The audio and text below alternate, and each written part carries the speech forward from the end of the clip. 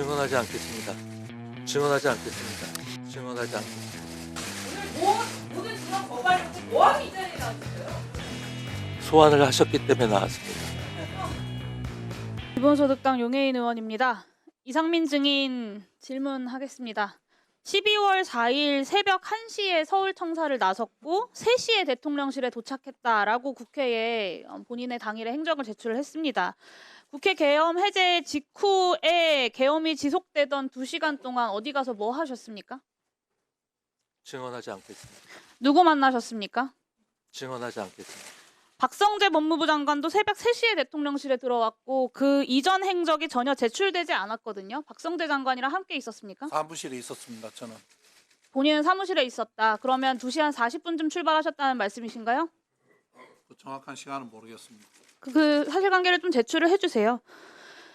아무리 휴대전화를 교체하고 비화폰을 쓰고 동선을 다 숨겨도 추가 수사하면 다 꼴이 밟힐 거고요. 오늘 이상민 전 장관이 증언을 하지 않기로 작정을 하고 나오셨나 본데 증인의 증언 거부의 사유를 좀 합리적으로 추론을 해보면 진실을 말하면 내란 주요 임무 종사자가 될 것 같고 거짓을 말하면 위증일 것 같아서 거부하는 거다라고 볼 수밖에 없습니다. 형소법 제148조가 유죄 판결을 받을 사실이 드러날 염려가 있는 증언을 거부할 수 있다라고 하고 있어요. 결국에는 오늘의 이 증언 거부 자체가 이상민 증인의 죄를 인정하는 것이고요.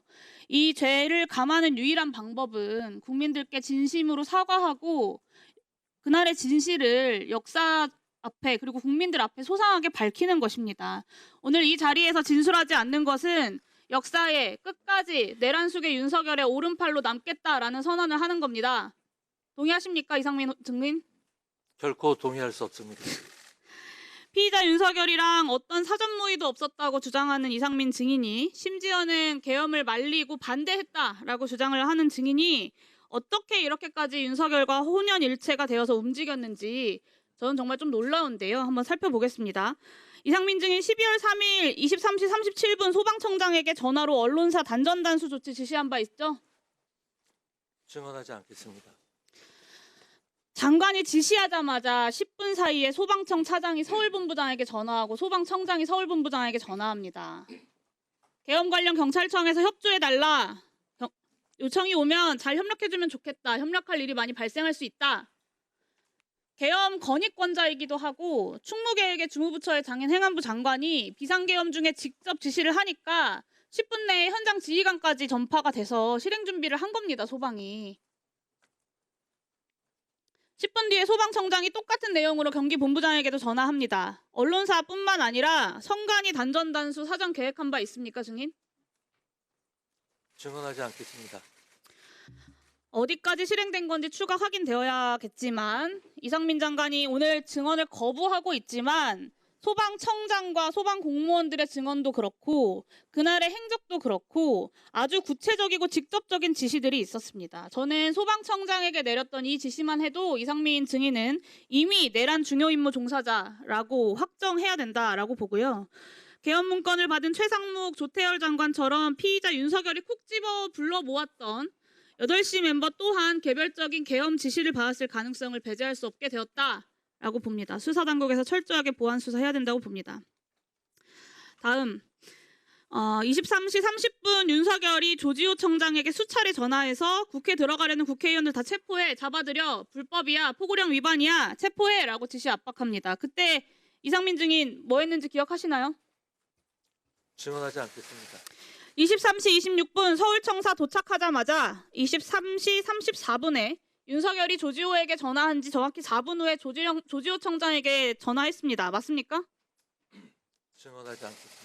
뭐라고 했습니까? 국회 진압 중에 지원할 거 없냐라고 물어보거나 포고령 위반이다. 자신 있게 국회의원들 끌어내려라 라고 지시한 바 있습니까? 증언하지 않겠습니다. 증언하지 않지만 그날의 행적은 이미 다 드러나 있습니다. 3분 뒤인 23시 37분에 소방에게 전화해서 경찰 단전단수 지원하라고 지시합니다. 이게 윤석열이 경찰을 압박한 지 10분도 안 돼서 다 벌어진 일들이에요.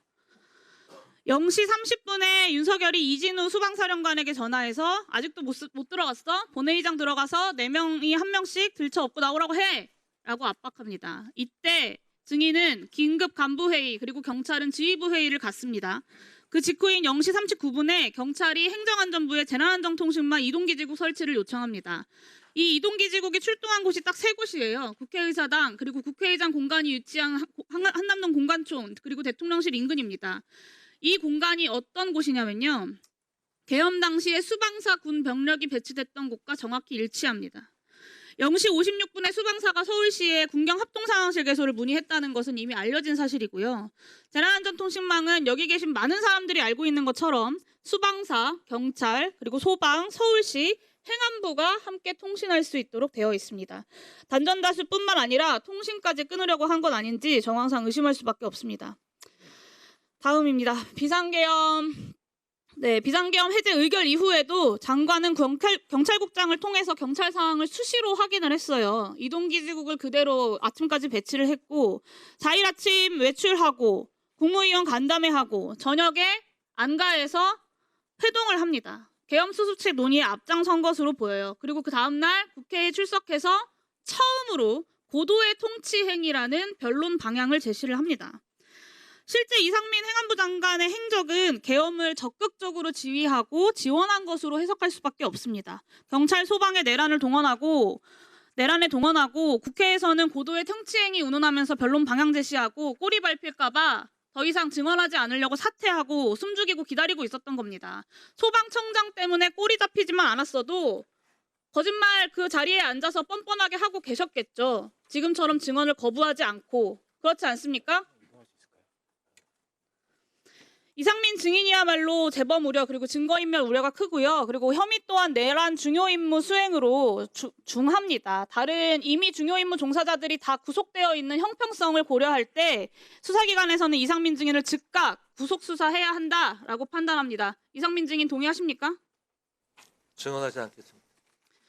네, 오늘의 이상민 장관의 이 비겁한 역사 죄인의 모습을 국민들은 똑똑히 기억할 것입니다. 그리고 역사가 반드시